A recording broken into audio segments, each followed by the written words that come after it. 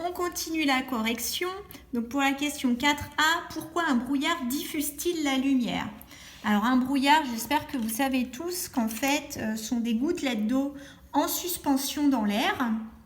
Donc j'ai commencé à vous dessiner les gouttelettes d'eau en suspension dans l'air.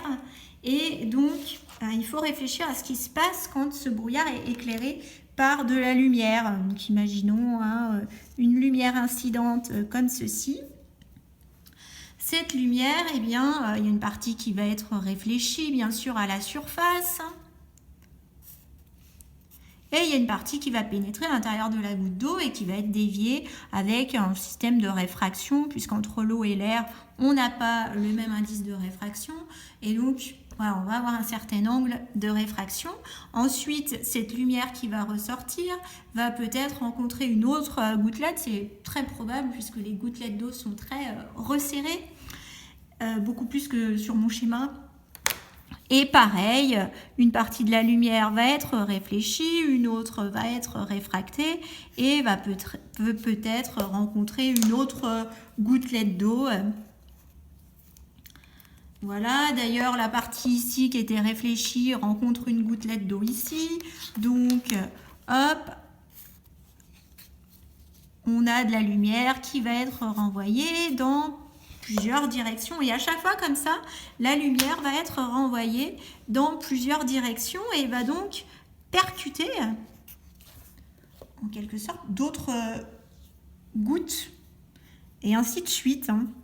Donc voilà, et chaque petite gouttelette d'eau va comme ça renvoyer de la lumière qui lui arrive en fait de plusieurs directions et à chaque fois donc on se retrouve avec chaque gouttelette au fur et à mesure, vu le nombre de gouttelettes qui finissent par renvoyer de la lumière dans toutes les directions.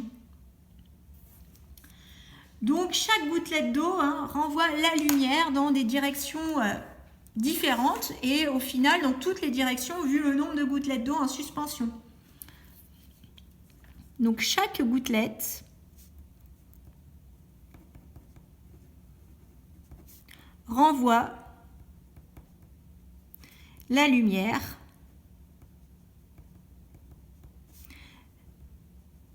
dans toutes les directions.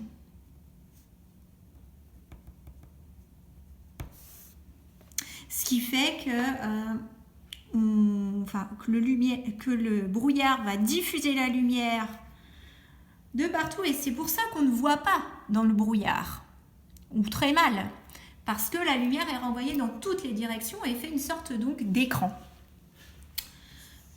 Ensuite, en faisant une analogie entre le brouillard et la structure du film polymère, lorsqu'aucune tension n'est appliquée, expliquez pourquoi le film est alors diffusant.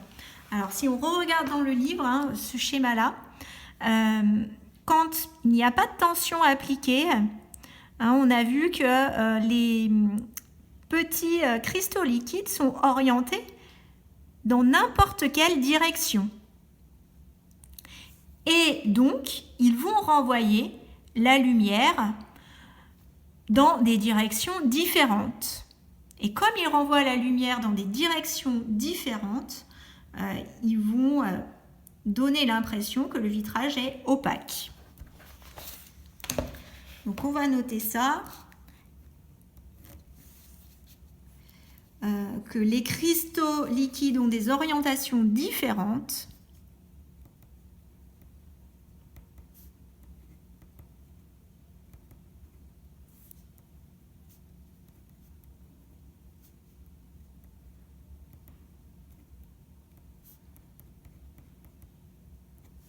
Donc, il renvoie la lumière dans des directions différentes.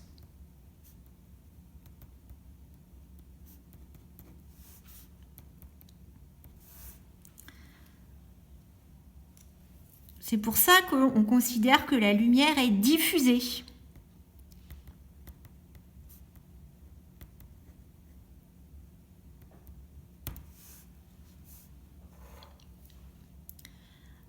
Ensuite, question 5. on nous demande d'essayer de faire un bilan, de rédiger en quelques phrases une synthèse qui explique le fonctionnement de ces vitrages intelligents. Donc, j'espère que vous avez compris qu'on a deux cas de figure différents. Premier cas, je vais descendre un petit peu la feuille, le cas où on a une absence de tension.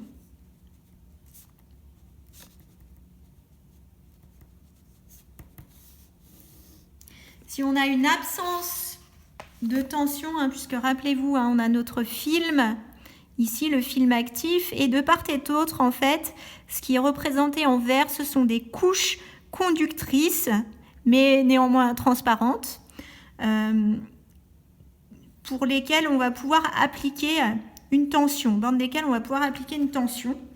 Mais ici, donc, sur ce premier schéma, on n'applique pas de tension, alors que sur le deuxième schéma, on applique une tension. D'ailleurs, là, ils nous ont noté V pour nous faire comprendre qu'ils ont appliqué une tension. Donc, quand on n'applique pas de tension, qu'est-ce qui se passe? Il n'y a pas de champ électrique, donc les cristaux liquides s'orientent n'importe comment. Donc, cristaux liquides avec différentes orientations. Je ne fais pas vraiment des phrases, mais c'est pour synthétiser.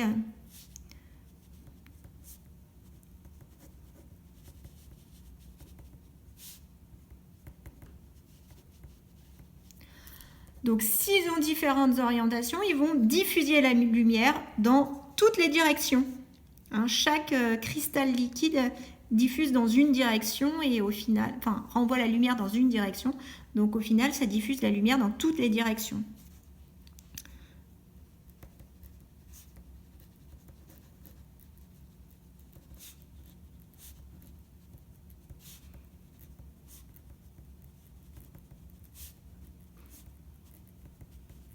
Et donc à ce moment-là, le vitrage va être opaque.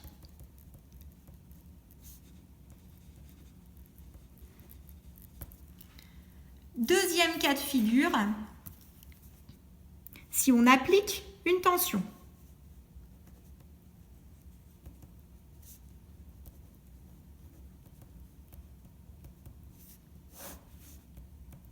Donc là, si on applique une tension, cette fois-ci, les cristaux liquides vont être tous avec la même orientation, donc vont tous renvoyer la lumière dans une seule et même direction. Et comme ils ont le même indice de réfraction que le verre et que le film et le matériau composite, tous les matériaux à l'intérieur ont le même indice de réfraction, donc la lumière n'est pas déviée et va tout droit. On va noter que les cristaux liquides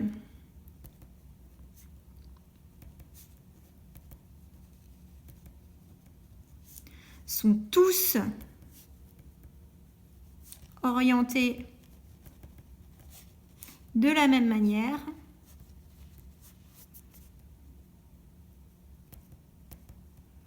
Donc, ils renvoient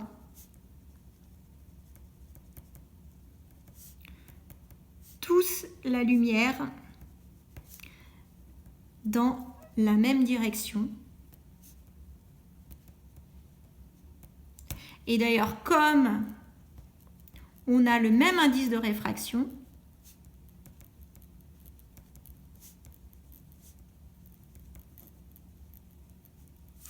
la lumière va passer tout droit, la lumière n'est pas déviée. Ça, je le mets entre parenthèses.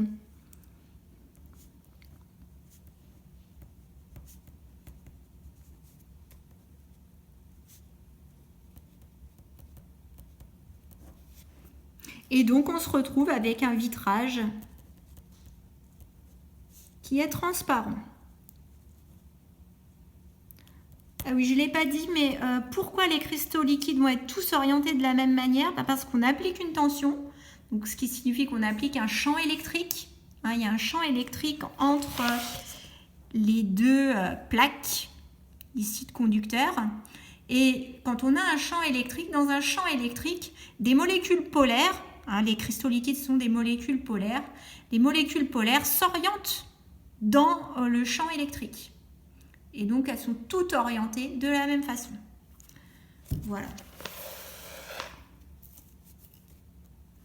J'espère que cette petite correction vous aura permis de bien comprendre comment fonctionnent ces vitres intelligentes. C'est vraiment très intéressant comme fonctionnement.